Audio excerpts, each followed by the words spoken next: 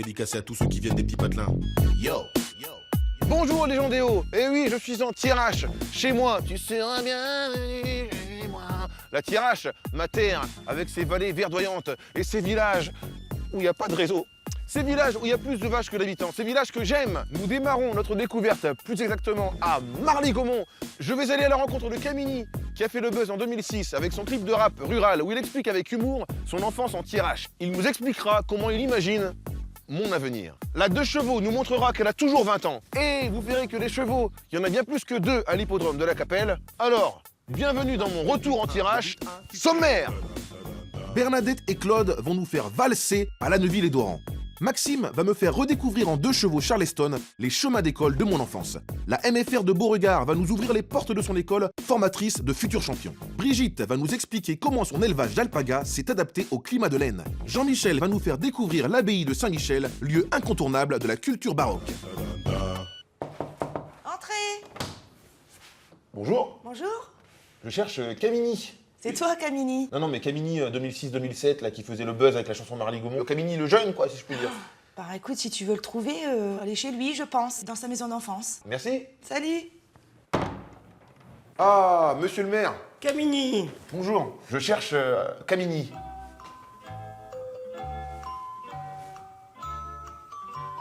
Bon, ok, en fait, c'est parce que voilà, le Camini d'aujourd'hui voudrait faire l'interview du Camini de 2006-2007 qui fait le buzz, tout ça. Alors, pour retrouver le Camini que tu étais, je pense que le mieux, c'est de retourner vers ta maison d'enfance et puis surtout de t'arrêter chez tous les amis que tu pouvais avoir. Dieu sait s'ils sont nombreux. Bon, alors, ok, mais concrètement, pendant le buzz de Marly-Gaumont 2006-2007, quand c'était la folie, qu'est-ce qui se passait dans le village? Mais c'était la révolution. Tout le monde voulait passer par Marly-Gaumont. À l'époque, c'était même compliqué de trouver le village, il n'y avait plus de panneaux. Comment ça, il n'y avait plus de panneaux? Ah bah oui, on me les barbotait. Les gens, ils piquaient le panneau du village. D'ailleurs, il m'en manque encore un. Je viens pas de la cité, mais le beat est bon. Je viens pas de Paname, mais de Marly-Gaumont. Rendez le panneau, rendez le panneau. Merci pour le conseil, monsieur le maire. Bonne recherche. Merci. Je suis sûr qu'il va retrouver le Camini de son enfance. C'est le but 1 qui fait.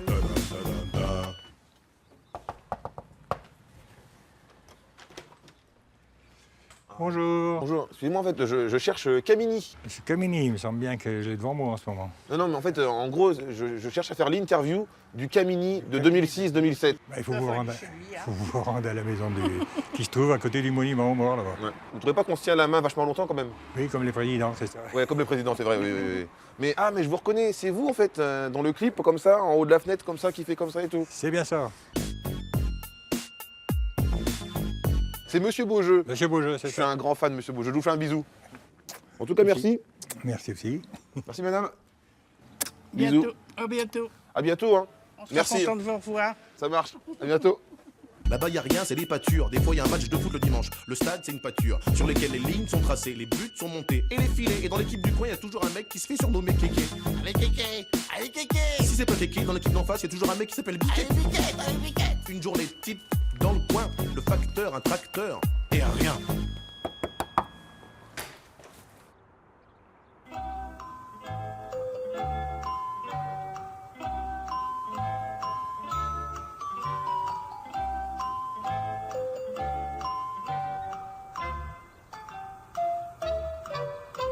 C'est incroyable ça. Je cherche Camini. Camini? Et vous voulez savoir quoi? Comment tu vis le buzz, la célébrité brutale comme ça? Oui, mais si tu es Camini du futur, tu es censé savoir. Oui, je le sais un peu, mais j'ai oublié. Je pense que tu peux me rafraîchir la mémoire. Ça veut dire que j'ai perdu la mémoire? Non, loin de là. Tu m'as fait peur là. J'ai cru que j'avais perdu la mémoire dans le futur. Je veux juste savoir comment tu ressens les choses, comment tu vis les choses. Vraiment l'année du buzz. Ah, bienvenue chez toi.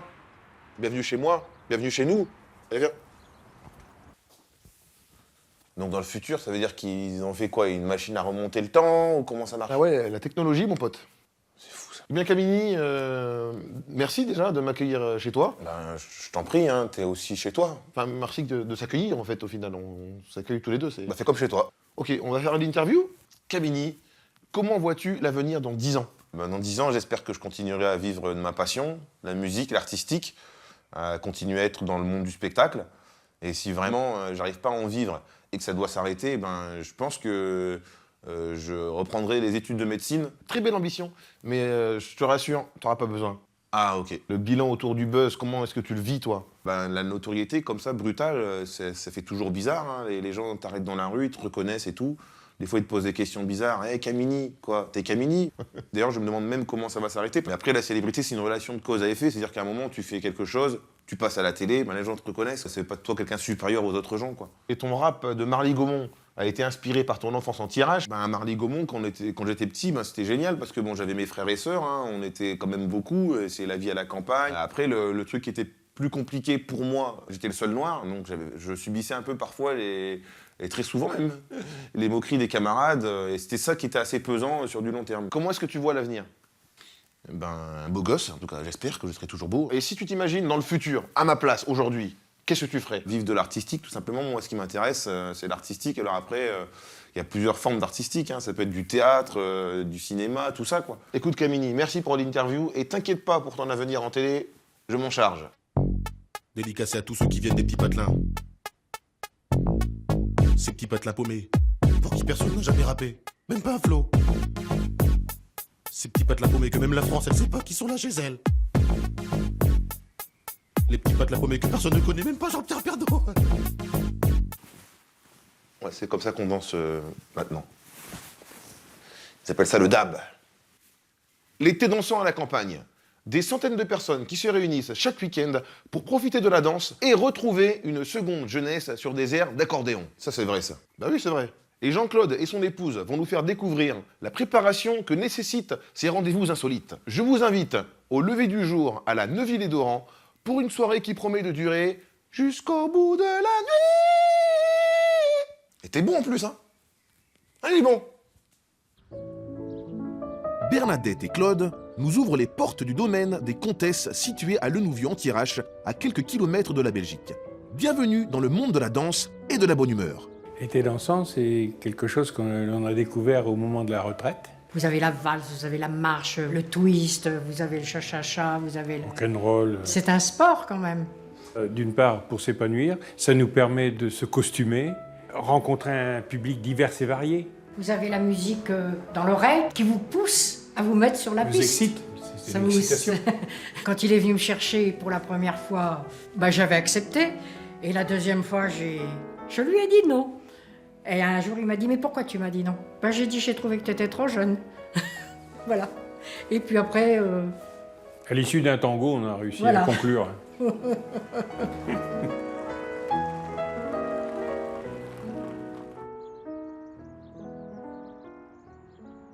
Messieurs, dames, bienvenue au lever du jour. Bienvenue aux gens des Hauts-de-France. Donc je remercie bien sûr le club de Marly Gaumont. Marly Gaumont, où est Camini? Vous connaissez Camini? Eh bien voilà, le club est là. Bienvenue également à nos amis danseurs. Bonne à la maison, merci.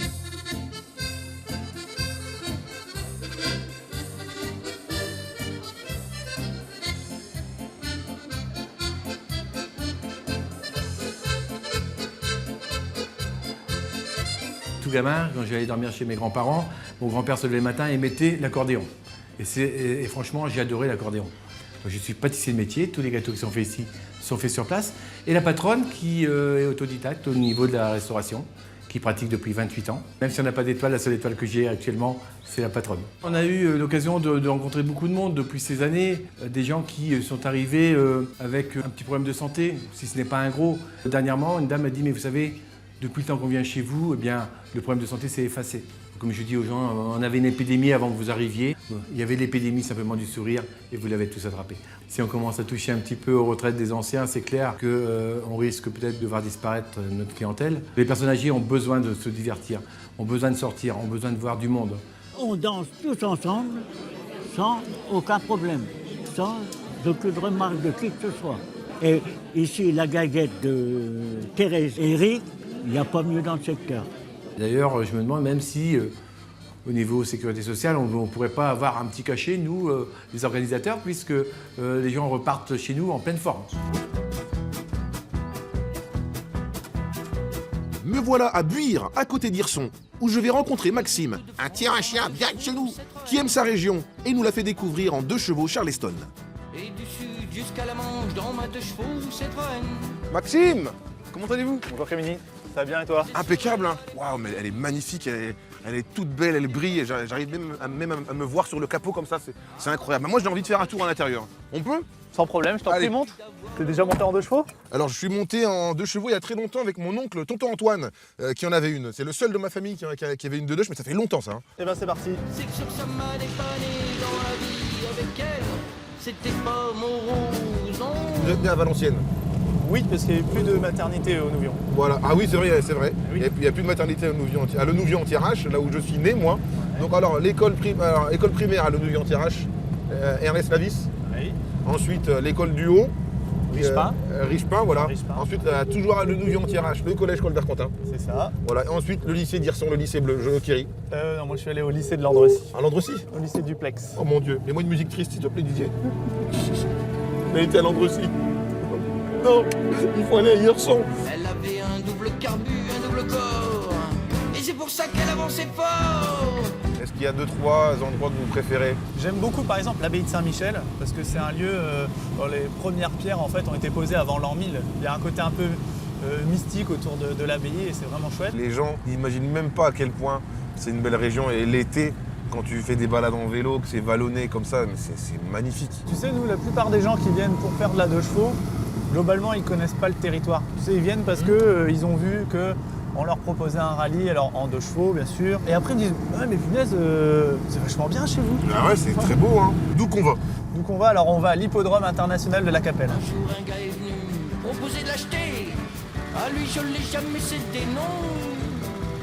Avec sa capote en sky et son volant en plastique. Moi, je l'aimais. C'est vrai. Ah. Eh bien, Maxime, merci beaucoup. Eh ben, je t'en prie. Merci de m'avoir fait redécouvrir la Thiérache. Je vous fais un bisou entre Merci Thiérachiens. d'être venu. Mon frère de Thiérache. Bien sûr. Merci pour tout. Allez, à bientôt. À bientôt, ouais. Bonne continuation. L'hippodrome de la Capelle, me voilà. Les chevaux, mes amis, me voilà. L'hippodrome international de la Capelle, créé en 1879, possède un anneau de vitesse unique en Europe. Cette piste longue de 1609 mètres est l'un des hauts lieux du trot en France. La MFR de Beauregard. Implantée sur le site de l'hippodrome de la Capelle, chapelle de la tradition des courses de trot en France, a vu passer bien des champions. Alors rencontre avec des étudiants à l'avenir prometteur. Vous êtes là depuis quand, vous? Bonjour Elisa. Bonjour. Alors comment il s'appelle le cheval? Alicante. Alicante, aïe aïe aïe, cheval espagnol. Rien à voir. Ok, d'accord. Mais alors comment as-tu entendu parler de cette école? J'en ai entendu parler grâce à mes parents, surtout à mon père qui a fait des recherches sur internet et moi-même j'avais déjà regardé un petit peu à toutes les écoles possibles. Celle-là m'a bien plu. Et toi, quelle est ta discipline? Qu'est-ce que tu veux faire? Moi, je suis dans le trot attelé, donc je voudrais être driveuse entraîneur. Driveuse, c'est-à-dire faire des courses. Et entraîneur, c'est être dans une écurie, avoir des chevaux à notre charge. Alors je vais te filer un coup de main, je vais tenter de brosser le cheval s'il reste sage. Et as-tu déjà gagné des compétitions, pas encore? Il fallait attendre l'âge de 16 ans pour pouvoir obtenir une licence pour courir en course. Et ce cheval, c'est un cheval de trot? Non, c'est un cheval d'obstacle. Parce que les chevaux blancs dans les courses, ça n'existe pas. Comment ça, il n'y a pas de chevaux blancs dans les courses? Parce qu'ils ne savent pas courir. Ah ouais. Il n'y en a qu'un. Les blancs, ils savent pas courir? Non. Il y en a qu'un. Elisa, merci beaucoup. Au revoir. Allez. Alicante. Aïe aïe aïe.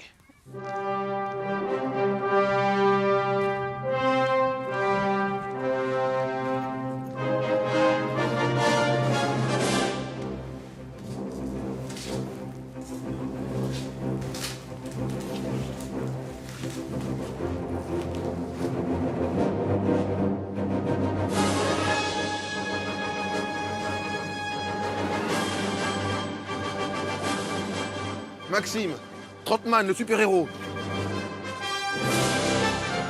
Bon alors, quand on est trotteur comme ça, ou trotteur professionnel ou qu'on veut le devenir, par quelle étape on passe?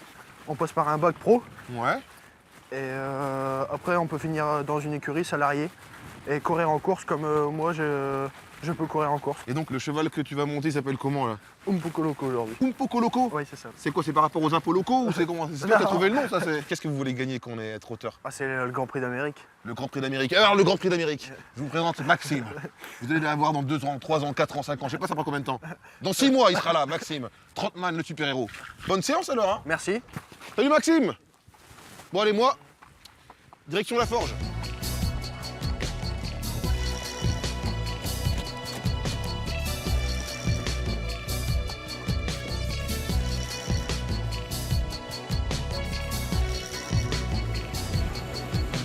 Bonjour Camille, comment vas-tu? Très bien. Maître maréchal Ferrand, c'est comme ça qu'on dit? Ah oui, moi je suis diplômé maître maréchal Ferrand, c'est vrai. C'est un métier en fait qu'on fait pour le cheval, pour son confort au final. C'est un métier pour le confort du cheval et il faut absolument être intéressé par le cheval. Et là je vois, il y a beaucoup de fer. Bon, j'imagine qu'il y a des tailles différentes, mais est-ce qu'il y a aussi des épaisseurs différentes? En fait, c'est la largeur qui résiste à l'usure et pas l'épaisseur. Par contre, plus le fer est large, plus il devient glissant. Et donc, il y a tout un compromis à trouver. Il y a aussi des femmes qui sont maréchal Ferrand. Il y a des femmes qui sont maréchal Ferrand. Notamment, il y a Sabine. Hey! Bonjour Sabine. Bonjour. Alors, comment vous est venue cette envie de pratiquer le métier de maréchal Ferrand? Alors écoutez, c'est parce que ça fait 17 ans que en fait, je monte à cheval. Et tout simplement, en faisant ferrer mes chevaux, l'idée m'est venue comme ça du métier de maréchal Ferrand, ce qui me plaisait énormément, de voir mes chevaux se faire ferrer les pieds. Et qu'est-ce qui vous passionne vraiment? Ce qui me plaît dans ce métier, si vous voulez, c'est que les fers peuvent aider des maladies que les chevaux rencontrent par rapport à leurs pieds. Alors moi, je veux une démo. On va voir avec Raymond pour la démo. Ah, c'est Raymond? Maître Raymond? Maître Raymond, je veux une démonstration. Je veux voir un cheval se faire ferrer. Voilà. Donc ici, maintenant pour ferrer le cheval, Sabine va déjà commencer par déferrer, enlever le fer qui est dessus. Et le fer, donc, il est chauffé et on le refroidit pas avant de le mettre sur le sabot. Voilà. Donc, on le laisse à 500 degrés, un truc comme ça. Voilà, c'est ce qu'en fait, si tu veux, c'est un ferrage à chaud. Donc du coup, Raymond va faire chauffer le fer. Maintenant, Raymond, on va attendre du coup. Hein.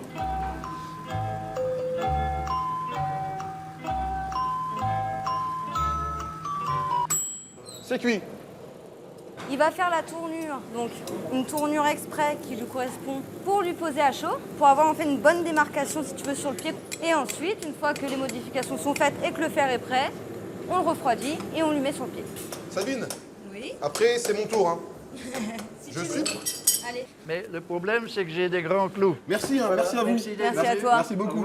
Brigitte est une éleveuse d'alpagas. Alors vous vous dites, les alpagas anti-arrache, c'est pas possible. Mais non, hein, alpaga anti-arrache, il n'est pas alpaga. Alpaga, c'est en Amérique à 4500 mètres d'altitude. Qu'est-ce que raconté? Eh bien si, il y a des alpagas anti-arrache.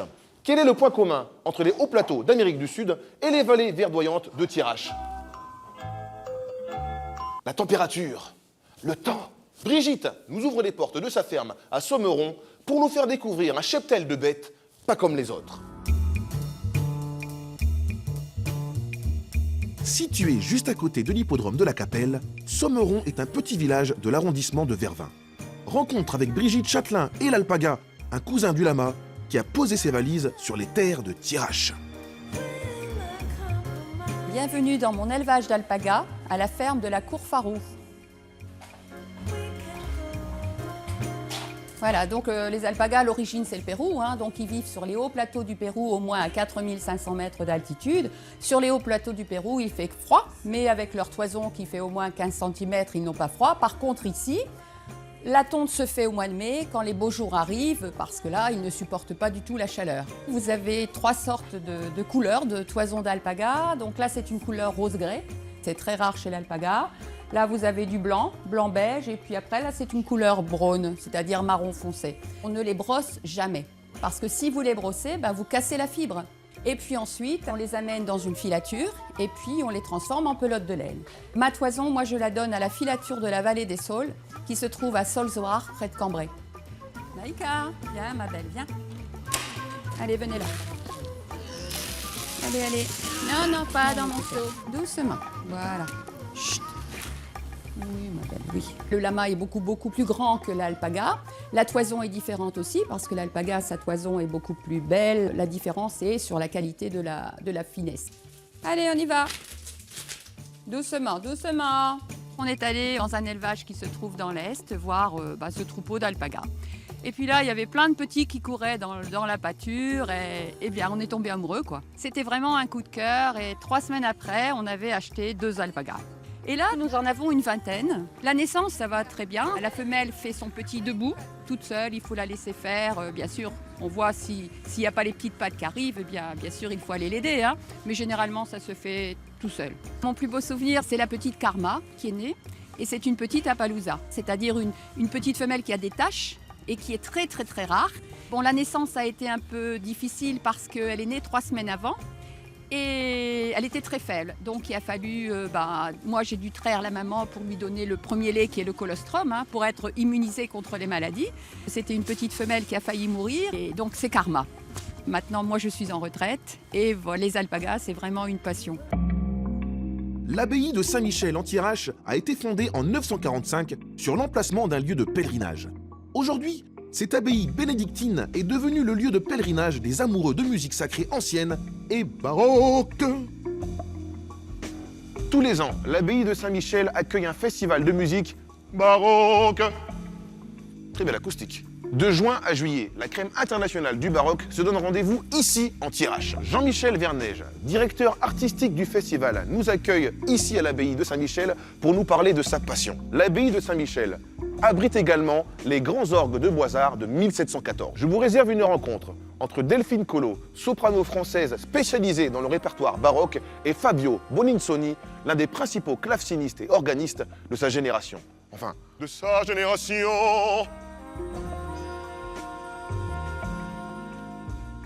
Bonjour Jean-Michel. Bonjour. Bonjour. Bonjour. Merci de m'accueillir dans l'abbaye. On va parler de cette création, de ce fameux festival. Ça va bientôt être la 32e édition en 2018. Pourquoi la musique baroque? Vous savez, la musique baroque, c'est les 17e et 18e siècles. Eh bien parce qu'il y a ici, dans cette église, un orgue de 1714.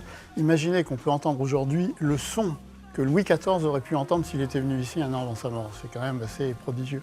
Cette passion pour la musique baroque, elle vous est venue quand? Moi, je suis musicien, j'ai fait des études de musique, d'orgue notamment en particulier, mais je me suis intéressé évidemment à toute la musique qu'on appelle classique, mais à tort. Vous savez que la musique classique, dans l'histoire de la musique, c'est 60 ans d'histoire, de la fin du 18e ou à la moitié du 19e. Donc en fait, je crois que c'est une musique qui raconte une histoire. Est-ce que vous pouvez nous parler du chevalier Saint-Georges? Bartabas, vous savez, qui fait des spectacles équestres absolument fabuleux. En 2003, il avait eu l'idée de faire un grand spectacle autour de cette personnalité du chevalier Saint-Georges, alors qui était un personnage absolument extravagant, qui a vécu dans la deuxième moitié du XVIIIe siècle. On pense même qu'il a été assez proche de Marie-Antoinette, jusqu'à quel point on ne le sait pas. Proche, il y a eu du petit groove. On ne le sait pas, mais en tout cas... Il a groové Marie-Antoinette. Hein. Le petit Coco Saint-Georges, si tu nous vois, c'est pour toi, frérot. Il a mené une carrière donc à la fois de musicien, mais aussi de cavalier, de militaire. Et quelle est donc l'histoire des 400 chevaliers qu'il a fait venir dans la région? Eh bien, en fait, comme homme d'armes, comme militaire, il a commandé à Laon, dans les années 1792 ou 13, vous voyez, post-révolutionnaire, une escouade, une armée de 400 hommes noirs, en effet, qui était la Légion franche des Américains et qui était une force de maintien de l'ordre. À l'époque, quand nous avons fait cette bande-son pour le spectacle de Bartabas, eh bien, on a appris que ce personnage avait vécu des aventures dans ce département de l'Aisne. Maintenant, j'aimerais bien aussi découvrir l'intérieur de l'abbaye. Alors ici, on pénètre dans l'église, dans la nef, et on voit que le monument est assez composite, d'ailleurs, parce que cette nef baroque est accolée à un chœur qui, lui, est du gothique primitif. Donc ce sont des styles vraiment très différents, mais qui finalement, aujourd'hui, trouvent leur homogénéité complète. Et puis alors, évidemment, en tribune, j'entends là le grand orgue, voilà. J'entends l'orgue et j'entends une voix aussi magnifique. On va escalader l'échelle de Meunier.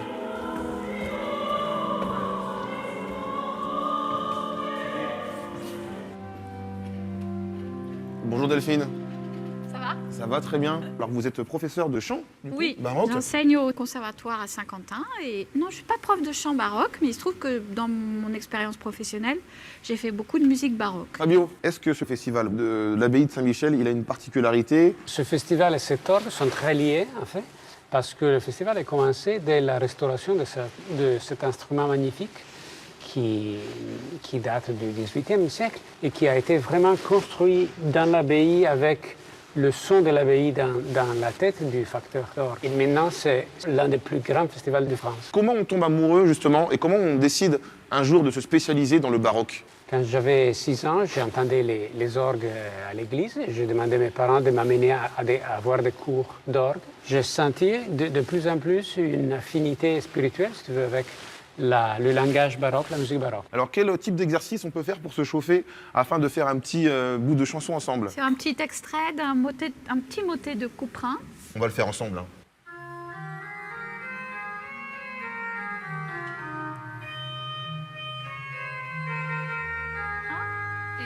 Salvo me factis, factis, salvom me factis. Les gens des Hauts, et d'ailleurs, je vous laisse sur cette poésie musicale. On se revoit la semaine prochaine pour d'autres rencontres riches en émotions et en découvertes. Les gens des Hauts, à bientôt. Salvo me factis,